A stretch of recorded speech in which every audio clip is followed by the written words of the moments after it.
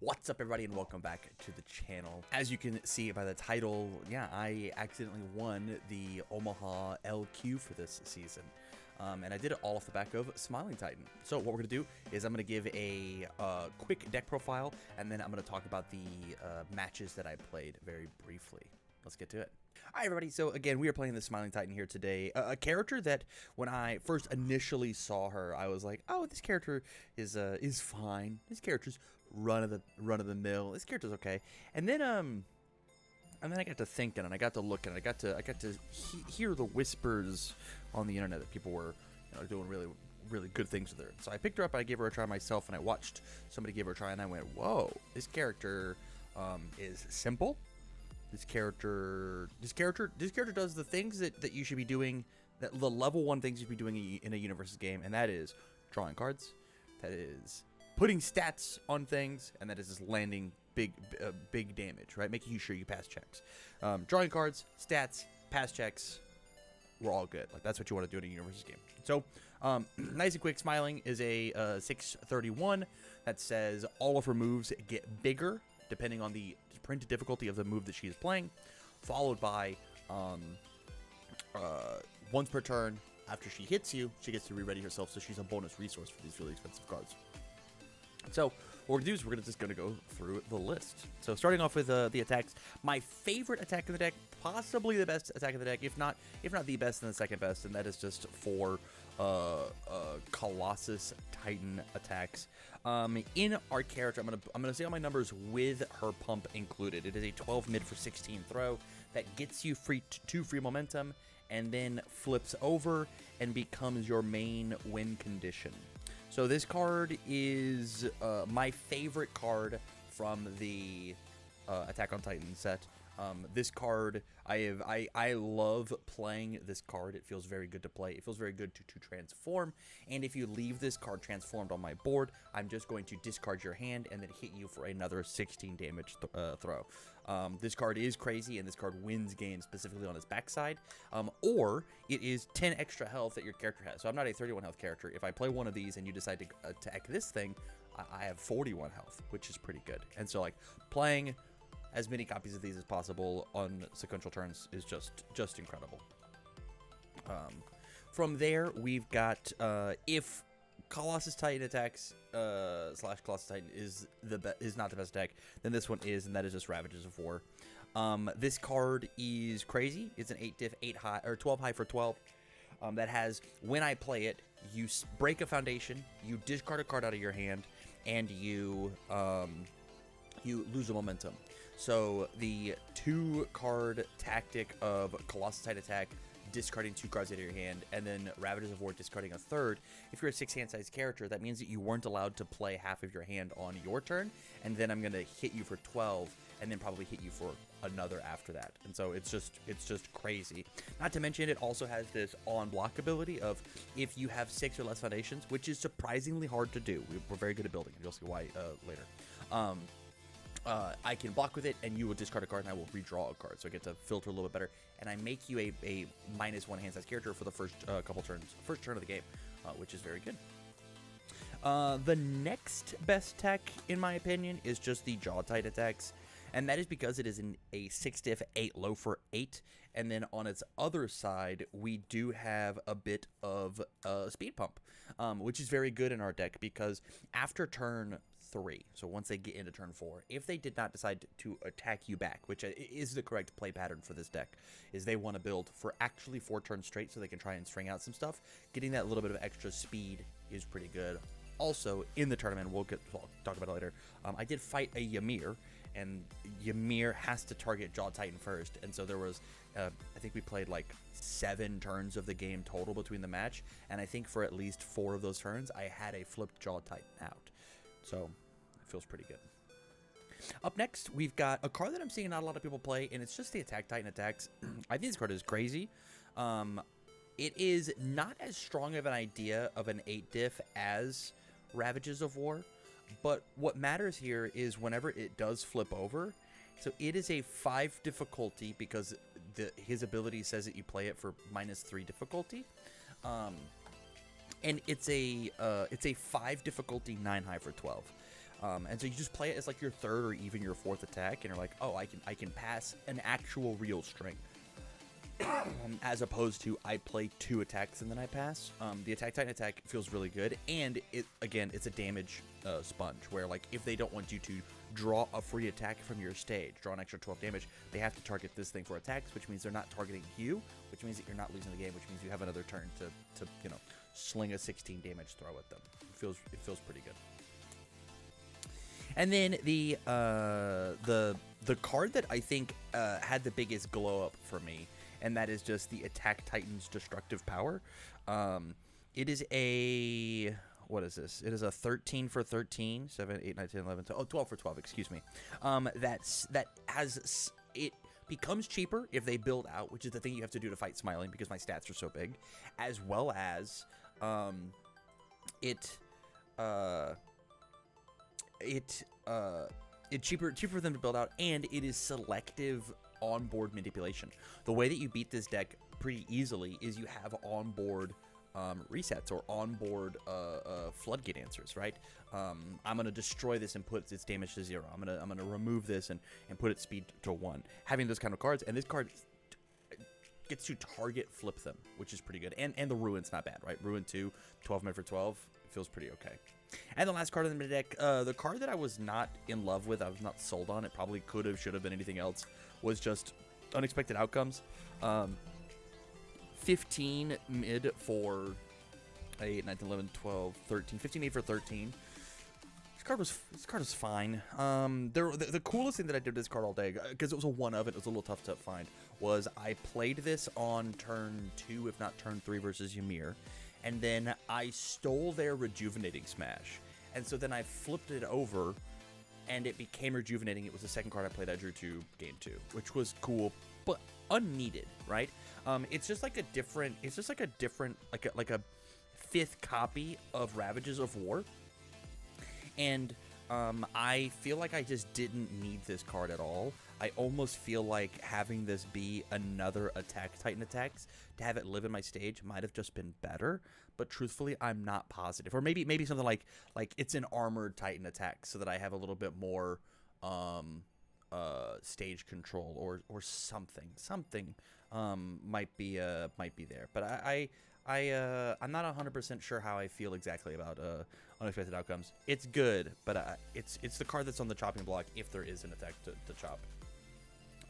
From there, we are on to the assets and actions. So actions first, we've got Double Chomp.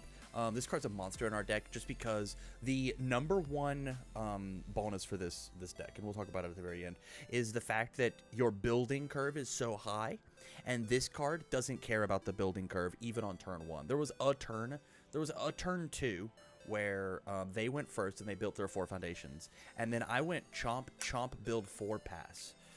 And so I put them down to 2 foundations, blowing up their 2 best things, and then I built out the rest of my hand and said I don't care. This card, just being able to selectively destroy those resets that we were talking about with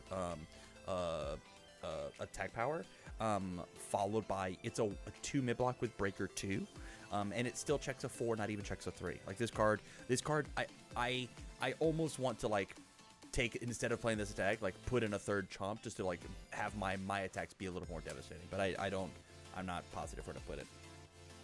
Up next, we've got Double Battle Arena. This card is all about just having pluses to your check. This card counts as 2 foundations, and when we are trying to sling a 10 damage throw as like one of our main moves, the more foundations we can cheat in, the better. Don't really utilize the momentum aspect of this, of grabbing extra momentum, but there are a couple cards in our deck that utilize it, and so we'll talk about them when we get there. Speaking of, we've got Double Vertical Maneuvers. This card is in here exclusively to spend momentum that we get on the blitz of Colossus Titan attacks. When I was playing the deck, I just played it as is, and I would like have 6 momentum and then go, I don't have a momentum out. I've got no Powerful, I've got no EX, I've got no nothing. And so I put this card in to help me chain block a little bit. And I put this card in, honestly, I will play the Colossus Titan attacks, and it's not a 12 mid, it's a 15 mid for 16 catch, and it's a low now, right? Like there's cool ideas to have with this one, and it just like it helps me block a little bit extra damage, and in the mirror match it says that I can attack your backups a little more efficiently. On to the foundations. Normally, whenever I do my foundations in my deck profiles, I go through their job. Instead of doing that, I'm just going to actually talk about like what cards are important and which ones aren't.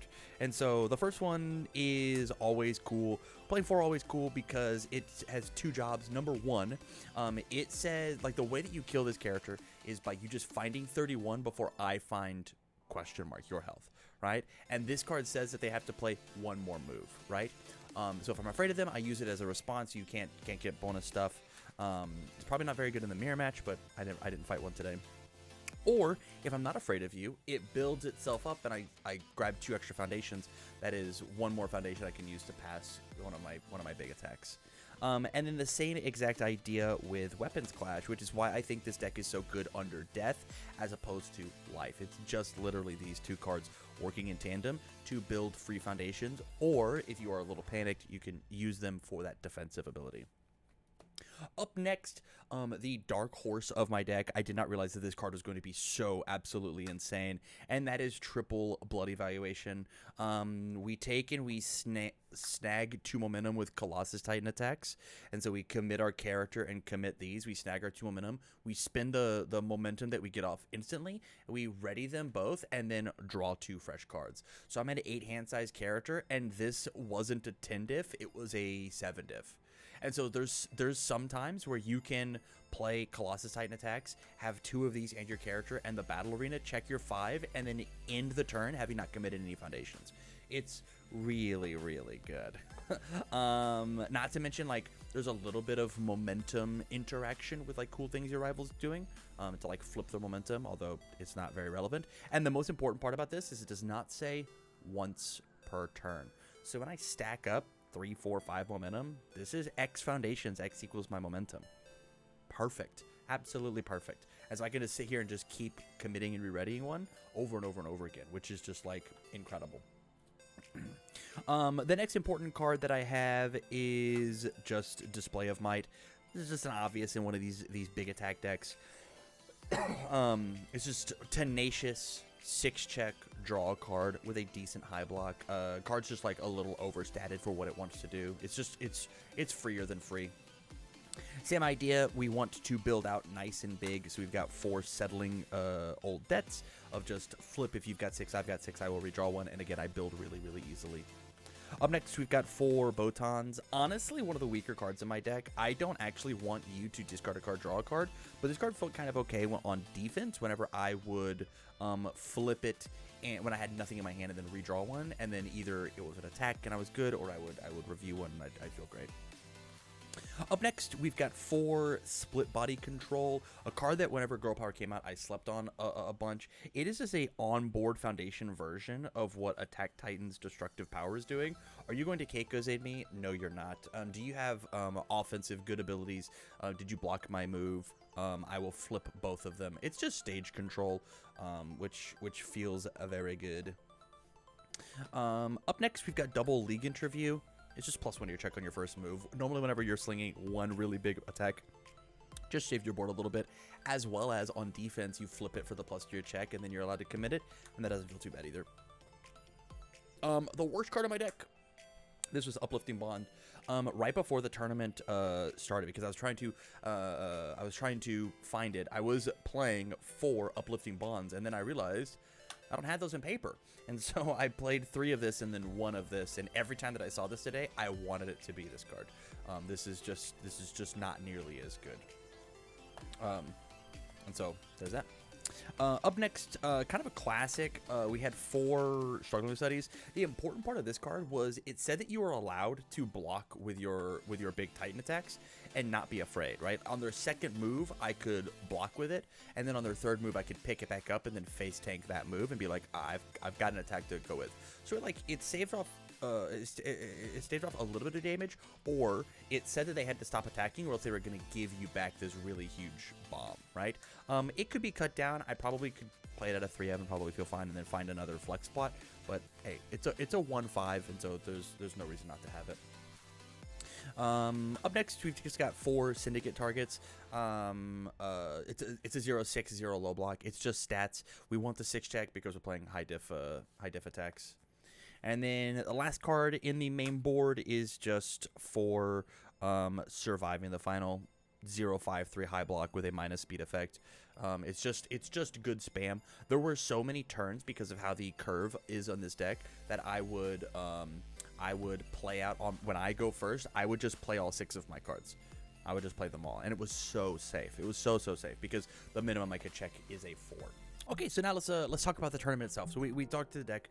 Let's do a bit of a event recap. So the Omaha LQ has a lot of really good players at it. I fought against we had Byron Vatilla there. We had Dylan Bauman playing. Jacob Johnson wasn't able to play, and then we had all of my all of my Des Moines crew, and a couple more Omaha people whose names that I don't fully remember. So first and foremost, Cafe Monster in Omaha. Incredibly cool store. First time I've ever been there. It was neat. It was super cool. But let's talk matchups. The night before, I actually brought a Ryukyu deck that you guys have seen over on the grind to come and play. I was like, oh, I don't have anything that I necessarily want to play. I know that I like some of these cards, but like I don't have all the ultra rares, yada yada yada. And then I sat down and I was like, you know what? I have 4 Colossus Titan attacks. I actually have 5 of that card. It was the card that I pulled the most, and I want to play that card. I really want to play that card. It's my favorite card from the set. And so I was like, you know what? I will see what I'm missing. And I was missing like 5 ultra rares. And so I 2 days before, I reached out to everybody from Omaha and Des Moines. I was like, hey, do you guys happen to have these things? And I was able to scrounge the deck together the night before and figure it out. And so very cool. And so we switched ideas the night before, technically, and we played Smiling instead of Ryukyu, and it worked. It super worked out. I think that Ryukyu could have also done it, but I think that Smiling just I had a way easier day because I don't think anybody expected this deck I didn't think anybody expected this deck to do what it did, right? And so my first matchup of the day was Mount Lady 3, and this character is scary. It was doing classic Earth Falling Skies Mount Lady stuff, of just hey, I'm gonna play both games. It went, I'm gonna build 4 on turn 1, and then I'm gonna go Titan Cliff into Canyon into Falling Skies. And the first game that we did it, I didn't respect that line, and they put me to 2. And I was like, whoa, that was crazy. And I socked him for 12, 16 back or whatever because it was unblocked. And they drew a move, and it wasn't the throw to kill me. And so I blocked it, and then I found the rest of the damage. But it was so incredibly close. Again, this character does not have defense on face. And then in game 2, I sideboarded in the invincible bodies, and then I just was able to sit and play Enhanced Chicken with them and use the invincible body to defend myself, and then eventually eke out the win because they didn't have the resets like I did. Match 2 was versus Mechagodzilla Kiryu, and man, when this deck finds the good ones, it finds the good ones. It was a 2-1. I believe I won the die roll, and we played 4 games or such, and it was good. It was fun. It was back and forth. He blocked none of my moves. I would block 2 or 3 of his, and then he would go Armor the Wolf, and 2-shot me. And I was like, that's what my deck is supposed to do. That's not what your deck's supposed to do. But what do you do? It's 2 Armor the Wolves, right? And then eventually I was able to in that first one, because of the Armor the Wolf, I also didn't find any defensive pieces. Right, I found no copies of what is the name of this card? I will find it. I have not been able to remember it. Always Cool. I found no copies of Always Cool over the course of the match, and so, or over the course of the game. So it was just tough. But as soon as I found copies of this, it felt like my 31 health stretched so incredibly far, just because of how that character wants to work. Right, it wants to play these big crazy attacks, but they're not printed. They give them the stats. So we found it there. Match number 3 was just against Younger Toguro. All Younger Toguros playing that same throw package that I was playing 2 formats ago, and that deck is still crazy. That deck is still super good. It's super consistent. I think it might be my highest recommendation for when it comes to new players playing the game, because boy howdy, just committing 1 for +3 damage on every move, every 4 diff that you play was just good. I would block and I would still take 4, and it would just chip me down. It was all lows and throws, and so eventually I would just hold 2 high blocks and be like, well, I guess that one was for 7 and that one was for 7, and then it would just close out with double invincible clasp, and I would perish. There was one turn where I was in deadlock, and because again, this deck builds like crazy. He played he played a Dragon Strike, and he snapped his 2 momentum, and then I said, hey, this can only deal 5, and I'm at 6. And he goes, okay, that's fine. I'm gonna give it plus 12 speed or whatever. I'm gonna give it a massive amount of speed. And I go, okay, that's fine. I'm at 6. And he goes, I'm gonna destroy full on attack mode. If it hits you, you'll lose 1 and I'll gain 1. And I was like, okay, I gotta figure out how to partial block. And so I was doing all the math, whatever, and I go, oh, I just have to check a 6. I've got a 2 high block. If I can tap everything, and I'm good. And I play it, and I check my 5, and I go, shucks, it didn't happen. And as I was picking up my cards, I see a copy of Surviving the Finals, and I'm like, I could have just gave it -1 speed. We could have partialed it. We would have been good, because he committed out for that last deck. But we went to game 3, ended up taking that one down as well.